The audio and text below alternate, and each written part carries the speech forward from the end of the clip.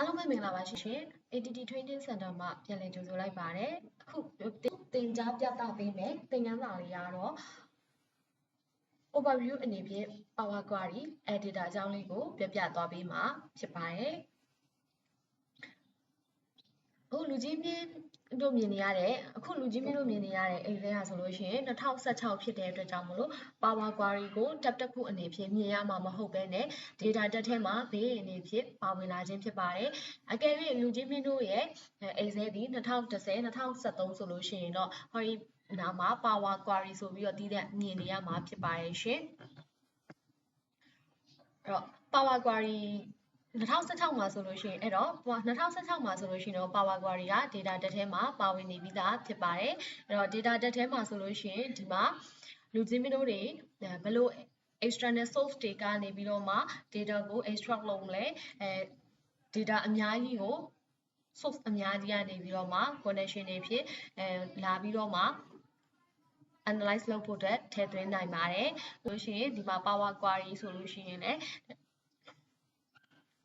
file ထဲမှာ file ထဲကနေပဲယူထည့်မလား file ဆိုလို့ရှိရင်လည်း Excel workbook ထဲကပဲထည့်မှာလား CSV ထဲကထည့်မှာလား XML tag နဲ့ထည့်မှာလား text file နဲ့ထည့်မှာလားဒါမှမဟုတ်လို့ရှိရင် folder ကြီးတစ်ခုလုံးကိုထည့်ချင်တာလားထည့်လို့ရပါတယ်ဒါမှမဟုတ်လို့ရှိရင် database ကပဲထည့်မလား database ဆိုလို့ရှိရင်လည်းဒီမှာပြထားတဲ့အတိုင်းပဲ SQL server တို့ Microsoft Access database တို့ SQL server analysis service database တို့ Oracle တို့ IBM တို့ MySQL တို့အများကြီး database တွေအများကြီးနဲ့လည်း connect လုပ်လို့ရပါတယ်ဒါဆိုလို့ရှိရင်လည်းဒါ database အများကြီးနဲ့လူကြီးတို့သိတဲ့အတိုင်း connect လုပ်လို့ရသလို online service အနေနဲ့ဆိုလို့ရှိရင် SharePoint ကနေထည့်မလား Microsoft Exchange ကနေထည့်မလားDynamics ဖြစ်တဲ့365ကနေပဲထည့်မလားအများကြီးပဲပေါ့နော်လူကြီးမင်းတို့စိတ်ကြိုက်ထည့်သွင်းပြီးတော့မှ data တွေကိုအသုံးပြုလို့ရသလိုဒီပါ website ကနေပဲယူသုံးမလားအများကြီးပဲရှိတယ်ဒါမှမဟုတ်လို့ရှိရင် blank query အနေဖြစ်ပဲယူပြီးတော့မှ code ကိုရေးမလားဆိုပြီးတော့လည်းထပ်ပြီးတော့သုံးလို့ရပါတယ်အဲ့တော့ဒီမှာဆိုလို့ရှိရင်လူကြီးမင်းတို့ကို overview ပြနေတဲ့အတွက်ကြောင့်မလို့ data တွေကို extract မလုပ်ပြတော့ပါဘူးเนาะဘေးကနေရမယ်ဆိုတော့ gap ကိုမလုပ်ပြတော့ဘဲနဲ့ blank query ကနေပြီးတော့မှ Power Query editor လေးကိုသွားပြမှာဖြစ်ပါတယ်အဲ့အတွက်ကြောင့်မလို့ new query ထဲကနေပြီးတော့မှ from other source ထဲကနေပြီးတော့မှ brand query လေးကိုရွေးလိုက်ပါမယ်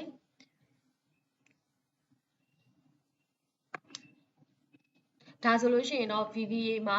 လူကြီးမင်းတို့သုံးခဲ့ဘူးတဲ့လူတွေဆိုရင်သိပါမယ် VBA editor လိုမျိုးပဲ Power Query မှာလည်း Power Query editor ဆိုပြီးတော့မှ view တစ်ခုတက်လာမှာဖြစ်ပါတယ် Okay ဒါကတော့ Power Query editor view ပေါ့နော်အဲ့တော့ဒီမှာဆိုလို့ရှိရင်လူကြီးမင်းတို့က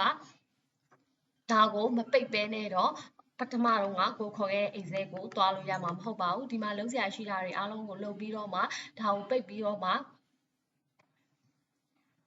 query ကိုပိတ်ပြီးတော့မှဒါလေ Excel အနေဖြင့်ထပ်ပြီးတော့သွားလို့ရမှာဖြစ်ပါတယ်အဲ့တော့ဒီမှာဆိုလို့ရှိရင်သူ့မှာပါဝင်တာက file tab ပါမယ် home tab transform tab add column tab view tab ဆိုပြီးတော့မှပါဝင်လာမှာဖြစ်ပါတယ်အဲ့တော့ file tab လေးမှာဆိုလို့ရှိရင် close လုပ်တဲ့အခါမှာ close and load လုပ်မလားဒါမှမဟုတ်လို့ရှိရင် close and load to ဘယ်ဟာတွေနဲ့လုပ်ချင်လဲပေါ့နော်အဲ့လိုလုပ်ချင်လား escape or close ပါဝင်လာမယ် option setting တွေပါမယ် export template တွေလုပ်တဲ့ဟာမျိုးတွေပါမယ်ဒါမှမဟုတ်ရှင်ကိုသိချင်တာကိုလှမ်းမေးဖို့အတွက် header လေးတွေပါဝင်လာမှာဖြစ်ပါတယ်ဒါကတော့များတော့ဖြင့် header ကအခုဒီတောင်းတာတော့မလို့ရှိရင် feedback ပြန်ပေးတာမျိုးလောက်ပဲပေါ့နော်အဲ home tab ထဲကိုသွားကြည့်ရမယ်ဆိုလို့ရှိရင်အဓိကသွားကြည့်မှာကဒီ close glue ထဲမှာဆိုလို့ရှိရင်တော့ဘာနဲ့ close လုပ်မှာလဲ close and load ဆိုတော့ file tab ထဲမှာလည်းပါပြီးသားဖြစ်တယ်နော် close and load လုပ်မှာလား close and load to လုပ်မှာလားဆိုပြီးတော့မှပါဝင်လာမှာဖြစ်ပါတယ်ဒီဟာတွေကိုနောက်ပိုင်းသင်ခန်းစာတွေထဲမှာထည့်သွင်းပြီးတော့မှရှင်းပြသွားမှာဖြစ်ပါတယ်ပြီးသွားလို့ရှိရင် reflect လုပ်တာတွေပါလာမယ်ဒါကတော့ data တွေကိုကိုထည့်ထားတဲ့ data တွေကို reflect လုပ်ပေးပြီးတော့မှထပ်ပြီး preview ကြည့်ရမျိုးတွေကိုပါလာမှာဖြစ်ပါတယ်ဒါတွေကတော့နောက်ပိုင်းသင်ခန်းစာတွေထဲမှာအသေးစိတ်ရှင်းပြသွားမှာဖြစ်ပါတယ်အဲ့တော့အခုတခါထပ်ပြီးတော့ရှင်းပြချင်တာက hori ဘေးနားမှာရှိတဲ့ query setting လေးကိုပြပြချင်တာဖြစ်ပါတယ် query setting တွေမှာဆိုလို့ရှိရင်တစ်ခါကြောက်လို့ရှိရင်ဒီနေရာလေးကပိတ်နေရမျိုးတွေမပေါ်တာမျိုးတွေဖြစ်ကောင်းဖြစ်နိုင်ပါတယ်အဲ့ဒါဆိုကိုကမတော်တဆပိတ်မိလို့နောက်ပြန်ဖော်ခြင်းတဲ့ခါကျရင်ဘယ်လိုပြန်ဖော်ရမလဲ query setting ကိုဘယ်ကနေသွားကြည့်ရမလဲဆိုတာလေးကိုပြောပြပေးမှာဖြစ်ပါတယ်အဲ့တော့ query setting ကိုလိုချင်တယ်ဆိုလို့ရှိရင်တော့ view tab ထဲမှာ view tab ထဲမှာ query setting ဆိုတာလေး၄ယောက်ထဲမှာရှိပါတယ် query setting လေးကို click ထိလိုက်လို့ရှိရင် query setting လေးပေါ်လာမှာဖြစ်ပါတယ်အဲ့တော့ query setting လေးကဘယ်လိုအလုပ်လုပ်လဲပြောပြပါမယ်အဲ့တော့ query setting ထဲမှာဆိုလို့ရှိရင်ဒီဟာကတော့အခုလောလောဆယ်ဒီထဲမှာဘာ query မှမရှိဘူး brand query ကိုယူထားတဲ့အတွက်ကြောင့်မလို့ query run ဆိုပြီးတော့မှပေါ်နေပါတယ်တကယ်လို့နောက်ထပ်ကိုက query တစ်ခုလိုချင်တယ်ပေါ့နော်duplicate လေးပဲယူလိုက်မယ်ဒါဘာမှမရှိတဲ့အတွက်ကြောင့်မလို့ duplicate လေးပဲယူလိုက်လို့ရှိရင်ဒီဘက်မှာ query 2ဆိုပြီးတော့တက်လာလို့ရှိရင်ဒီ query 1ကိုသွားမလား query 2ကိုသွားမလားအဲ့ဒါဆိုလို့ရှိရင်ဒီမှာကိုရောက်နေတဲ့ query ကိုပြပေးမှာဖြစ်ပါတယ်အဲ့တော့ဒီမှာ rename နဲ့မှတ်လို့ရပါတယ်ဒီဘက်ကဒီဘက် site မှာလာပြီးမှတ်လို့ရသလိုဒီဘက်မှာလည်းတစ်ခါလဲအလွယ်တကူပြောင်းသွားလို့ရပါတယ်အဲ့တော့ save data လို့ပဲမှတ်လိုက်ပါမယ်ဒါဆိုလို့ရှိရင်ဒီဘက်မှာ save data ဆိုပြီးတော့မှဖော်ပြမှာဖြစ်ပါတယ်ဒီမှာလည်း rename မှတ်လို့ရရင်เนาะဒါပေမဲ့ မြဲစတင်နေဆိုလို့ရှိရင်တော့ဒီဘက်က query setting တွေက property ရဲ့နေအောက်မှာ rename မှတ်ပြီးလို့ရပါတယ်ဒါတွေအားလုံးကတော့ခုလောလောဆယ်ဒီ screen က blank ဖြစ်နေရဆိုတာကကိုယ့်ရဲ့ query ကဘာမှမရေးထားဘူးဘာ data source မှမထည့်ထားတဲ့ brand query ကိုခေါ်သွင်းထားတဲ့အတွက်ကြောင့်မလို့ blank ဖြစ်နေတာပါ data source တစ်ခုခုget လုပ်ပြီးတော့ transform လုပ်လိုက်ပြီးဆို get ဝင်လာနေဆိုလို့ရှိရင်တော့